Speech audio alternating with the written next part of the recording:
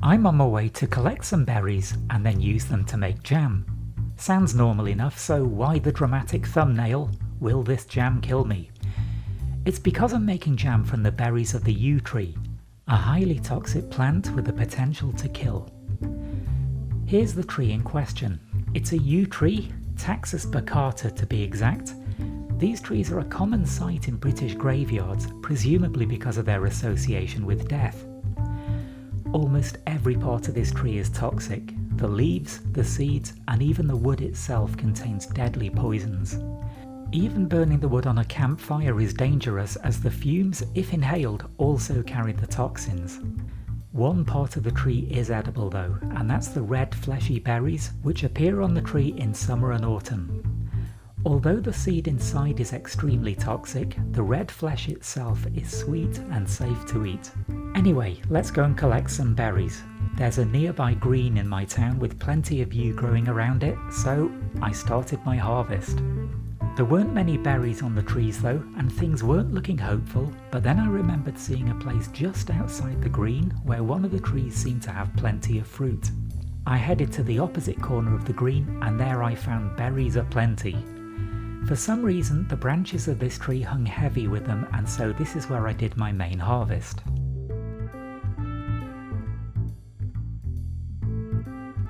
Once my little tub was full, it was time to head home and make some jam. So here's a single berry. The red fleshy bit around the outside is sweet and safe to eat, and this is what I'll use to make the jam. The seeds inside though are extremely toxic, the most dangerous part of the tree.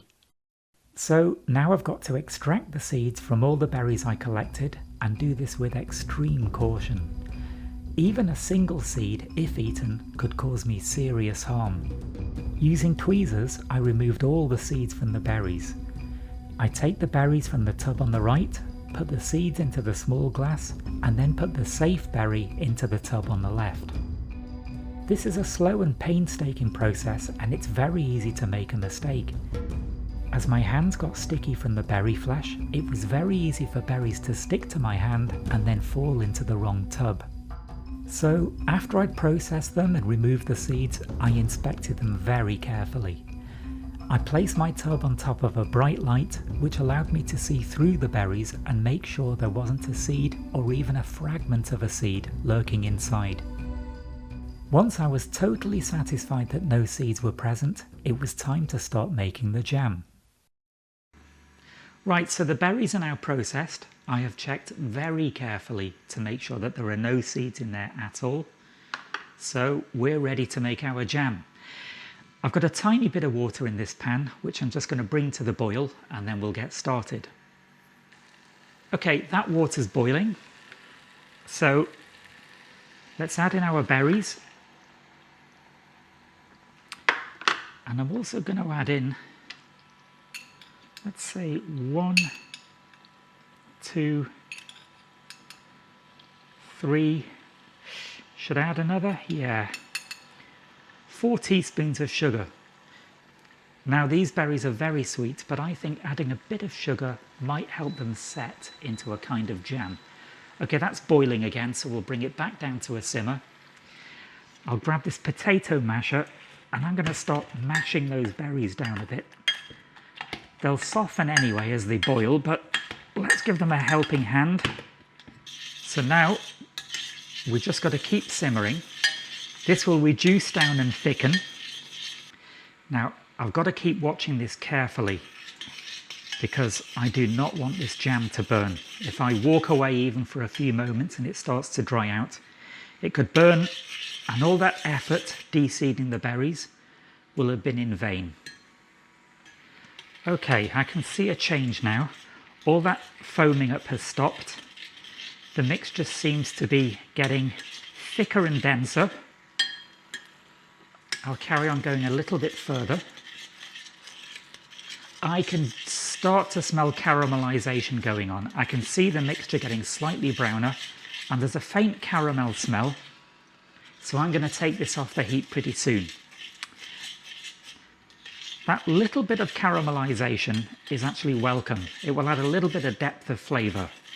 but I don't want to take it any further than this. So I'm going to leave that there now. Okay, I'm going to leave that to cool for about 10 or 15 minutes. I want to transfer it into this little jar, but if I try and do that at the moment, when it's very hot, then I might end up cracking the glass. So let's leave that to stand and cool. Okay, I've left this to cool now for 15 minutes, and it has, well, I wouldn't say set, because UJam doesn't seem to set, but it's certainly thickened up. It is incredibly sticky and gloopy. I'm now going to transfer it. Let's swing this round into this little jar. And this isn't going to be easy because this stuff has the consistency of, I don't know, raw egg white, perhaps, or wallpaper paste. But anyway, let's see if I can get this into the jar without making too much mess. Okay, here goes the first globule. Okay, that seemed to go fairly smoothly. Let's carry this on. I think if I can get most of it down the neck of the jam, it kind of sucks the rest down with it. You could glue the wings on a jumbo jet using this stuff.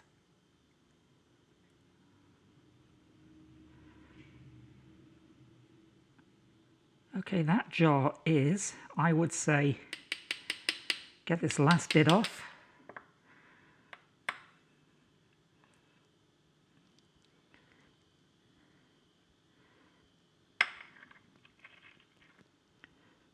Okay, that is one full jam jar.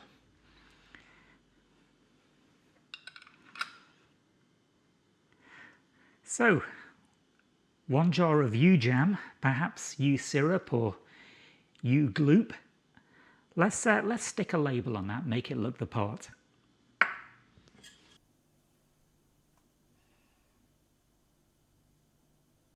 Okay, so now we are ready to try this jam at last. I've got one pre-prepared slice of toast. Let's butter this up, or margarine it up, I should say.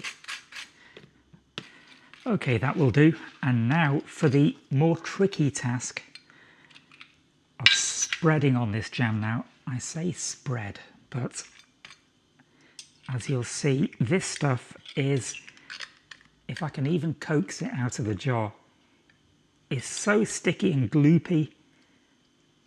I'm not so much going to spread it on the bread as kind of stick it to the bread. There we go. And it has the annoying habit of being sticky and slippery at the same time. So if I get this on my hands, it'll stick, but trying to get it to stick onto this bread, oh, come on. Okay, I'll just have to persevere here, and hopefully I'm just going to beat it into submission. So there we are. One slice of UJam on toast. Okay, so time for the taste test. Well, it looks pleasant enough. Bright red jam, it could be raspberry or strawberry jam, but anyway, the proof of the pudding. Let's take a bite of this.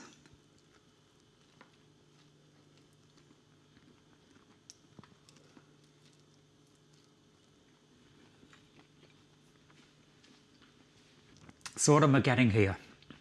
I'm getting sweetness, which is no surprise. I added 3 or was it 4 teaspoons of sugar into this. The berries have a lot of sweetness in it anyway, so it's no surprise that it's sweet. I'm getting some caramel undertones, and once again, that's no surprise. I could smell it caramelizing in the pan as I was cooking it, so that's to be expected. I'm not getting a lot else though, and that's not surprising. The thing about berries is they have a lot of sweetness and not much else. So beyond the sweetness and the slight caramel tones, there's not a lot there. The texture is unpleasant, I'd call it. It has exactly the same texture as raw egg white. So it's not easy to spread on toast. It's not that nice in your mouth, and it's not that great going down either. So overall, what do I think? Well, it's not bad, but it's not great either. It lacks flavour, and it's gloopy, and it's nowhere near as good as, say, strawberry or raspberry jam.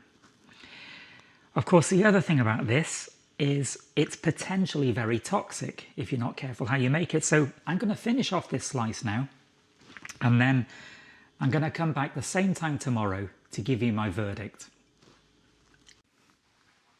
Well, it's the next morning and I'm still here, so that jam was obviously good to eat. I'm not dead. I felt fine actually. I filmed the bit yesterday in the afternoon. It's now 11 o'clock in the morning. So yeah, this jam was okay to eat. I gave you my conclusions on it yesterday, taste-wise. This is the bit where I show you I'm still alive. So what's my final thoughts on you jam? Is it worth making? Well, I don't think so. You can make it, and if you take extreme care, it can be safe to eat. But it's not great to eat. The flavour's nothing to write home about. It's certainly not a flavour to die for. And if you're not careful when you're making this, you might end up dying for this jam. So overall, nah, I wouldn't bother. I mentioned before that you can't find this jam available in supermarkets commercially. It's too dangerous to make in any kind of mechanised process, but another reason is you berries just don't have that much flavour, so it's just not worth it. It was fun gathering the berries though. It's been fun making it, fun shooting this video, and I hope you've enjoyed watching it. That's all for now, and I hope to see you in the next one.